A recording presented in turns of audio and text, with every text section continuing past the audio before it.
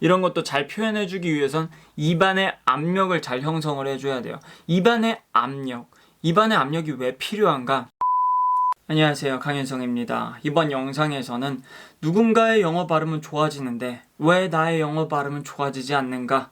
그 정확한 이유에 대해서 알려드리겠습니다. 이걸 알게 되면요, 이래가지고 내 영어 발음이 안 좋았구나. 그러면 이렇게 하면 내 영어 발음 무조건 좋아지겠네. 100% 누구한테나 다 적용되는 얘기입니다. 끝까지 시청 부탁드리고요. 우리가 이제 유튜브를 보게 되면 수많은 영어 발음 강의들이 있어요. 혀를 어떻게 하고 좋은 기관을 어떻게 하고 막 그렇게 알려주는 발음 강의들이 있지만 거기는 주로 이 앞부분, 혀, 입술, 요 앞부분에 대한 좋은 기관 훈련이 치중이 돼 있고요. 근데 정말 중요한 건 뭐냐면요, 바로 이 성대에서 호흡이 어떻게 나올까부터 이 목 뒷부분에서 형성되는 거, 요게 진짜 중요합니다. 혀의 뒷부분과 이 공간을 어떻게 쓸 것인가, 그게 핵심이에요. 왜냐면 이미 여기서 특히 모음 같은 경우는요, 이 목 뒤에서 그 모음의 형태가 80-90%는 이미 여기서 결정이 돼요. 여기서 결정된 게 나와가지고 이제 마저 이 입 앞을 지나면서 마저 빛깔이 형성이 완전히 이제 그 모양이 형성이 되는 거거든요.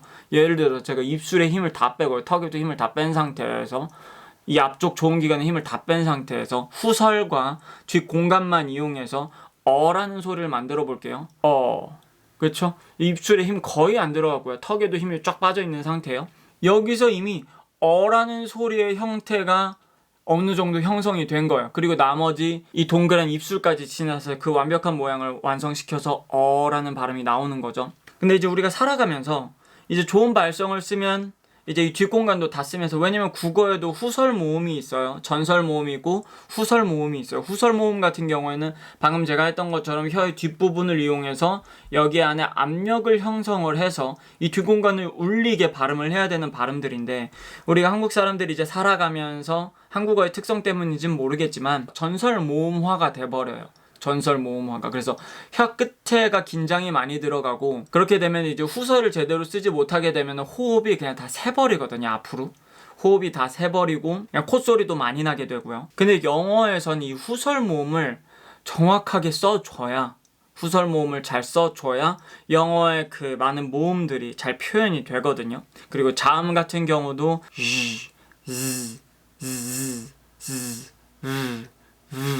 이런 것도 잘 표현해주기 위해선 입안의 압력을 잘 형성을 해줘야 돼요. 입안의 압력이 왜 필요한가? 그거에 대해서 아셔야 되는데, 입안의 압력이 필요한 이유는 우리가 보통 성대를 닫아야 일단 소리가 날 거 아니에요. 근데 우리가 성대를 닫을 때 무슨 일을 하냐면요, 발성이 안 좋은 사람들은 목에 힘부터 들어가요. 목에 힘부터. 왜냐면 밑에 성대는 이렇게 얇은 막인데 호흡이 이렇게 올라가려 그러면 성대가 이렇게 튕겨 나가려 하겠죠. 벌어지려고 하겠죠.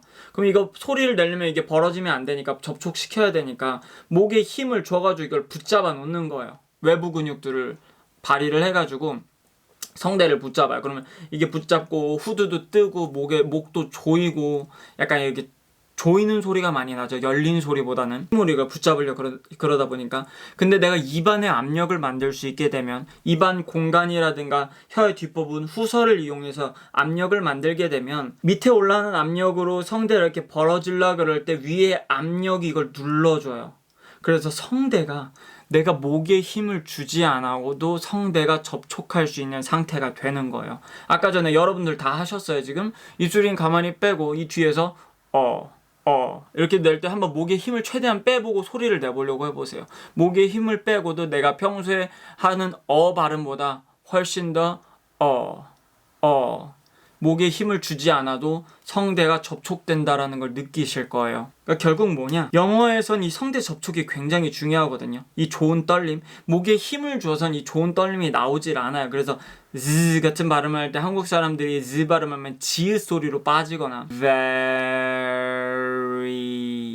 이 진동이 끝나지 않고 처음부터 끝까지 쭉 유지가 돼야 되는데, 이 진동이 중간에 끊기면서 호흡이 끊기면서 약간 베리 같은 어떤 음절 단위의 소리들을 만들어버려요. 음소가 이렇게 연결되듯이 발음을 해야 되는데, 발음이 끝나는 순간까지 유성음이기 때문에 이 진동이 멈추지 않고 계속 짱 성대가 떨어져야 되거든요.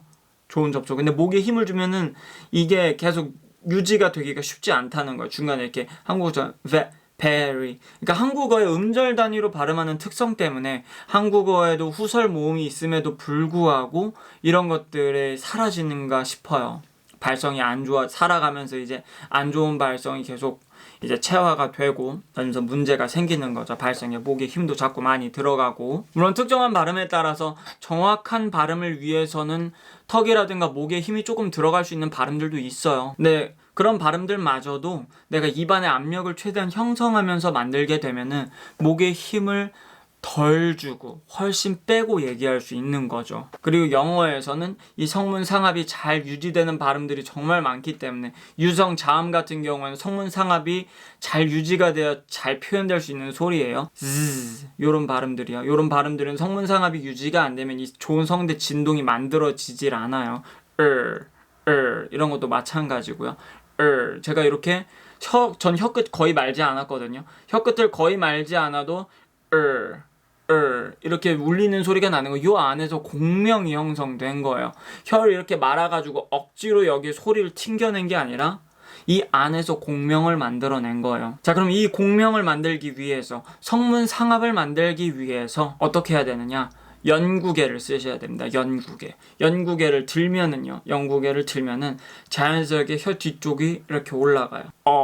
이 뒷공간에서, 그쵸? 혀의 뒷부분과 연구개를 같이 긴장시켜서 소리를 내는데 주의해야 될 건 내가 억지로 이 후두를 눌러버리면 안 돼요. 후두가 내려가는 힘이 작용을 하거든요. 후두가 안정화가 된다고 하는데 후두가 내려가는 힘이 작용을 할 거예요. 근데 그때 내가 억지로 하고 이렇게 억걱대는 소리, 과하게 눌러가지고 후드를 짓누르는 그런 느낌까지 가시면 안 돼요. 그 상태가 편안해지게 연구개가 들리고 아주 편안한 단계. 턱에도 힘을 그래도 최대한 빼셔야 돼요. 입술에 조금 힘 들어가도 괜찮은데 그래도 최대한 힘을 뺀 상태에서 이 안에서 를 만드는 훈련을 계속 해보세요. 그러면서 내가 목에 힘을 지금 빼도 목에 힘을 그렇게 주지 않아도 공명이 생긴다. 그 공명을 만들 수 있다는 거, 이제 성문 상압이 형성이 되는 거거든요. 공간도 이제 좀 더 열리고, 그 성문 상압으로 인해서 내가 목에 힘을 주지 않아도 후두가 닫힌다. 그러니까 국어를 발음을 할 때도 국어 발음 습관부터 완전히 고쳐야 돼요. 국어 발음부터 성문 상압을 유도할 수 있는 그런 발음들로 조금 후설화 시켜야 돼요. 발음할 때도 여러분들이 만약에 그러니까 왜냐면 전설모음화가 되면 호흡이 이렇게 뒤쪽 뿌리를 못 쓰고 혀의 뒤쪽을 못 쓰고 전설모음화가 돼버리면은 호흡이 앞으로 그냥 다 쏟아져 버리거든요. 호흡이 앞으로 그냥 다 새버리면은 목에 힘을 주고 그 호흡을 잡으면서 얘기를 하게 된다는 거예요.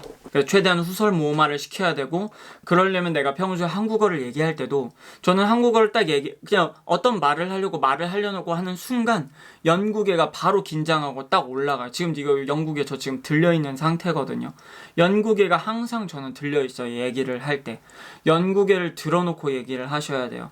이렇게 들어놓고 얘기를 하게 되면 입안 공간이 생기고 이 공명감이 생기고 여러분들 목소리 톤도 좋아지고요. 약간 이제 가벼운 톤으로 이제 성대를 가볍게 접촉하는 느낌으로 중성톤으로 평소에 얘기하려고 노력을 해보세요. 그렇게 해서 한국어 습관부터 이렇게 바꾸고, 영어 발음을 할 때도 이제 조음기관, 이 앞에 조음기관 훈련 당연히 중요한데 근본적으로 여러분이 이 뒤쪽에서 제대로 형성을 공명감이라든가 이런 성대의 진동을 잘 형성을 못 해주면 여러분들이 백날 이거 훈련을 해도 안 좋은 습관으로 이게 연결이 되거든요. 왜냐면 뒤쪽 부분을 잘 못 쓰게 되면 요 앞쪽에서 과하게 내가 힘을 쓰게 돼요. 예를 들어서 R 발음을 만들 때 저는 혀 양날을 윗니에다 이 할 때 있잖아요. 이 할 때 양날이 붙잖아요. 이 상태에서 살짝만 뒤로 이렇게 당겨가지고 만들거든요. 혀 끝에 거의 요 정도만 돼 있어요. 근데 대부분의 분들이 이거 제가 시키면은 이런데 힘이 많이 들어가요. 이라든가 막 요런데 막 입술이라든가 턱 이런데 힘이 많이 들어가거든. 왜냐면 내가 혀 끝에 과한 힘을 나도 모르게 계속 쓰고 있는 거예요. 혀 끝에 힘이 들어가면 나도 모르게 혀를 이렇게 말라 그러면 나도 이렇게 말려 들어가니 입술이 이런데 힘을 안 쓰려면은 이 뒷공간을 잘 쓰는 훈련을 병행을 하셔야 되고요. 그리고 같은 거 발음할 때, 그러니까 영어의 수많은 발음을 할 때 혀 끝에 최대한 힘을 빼려고 노력을 많이 해보세요.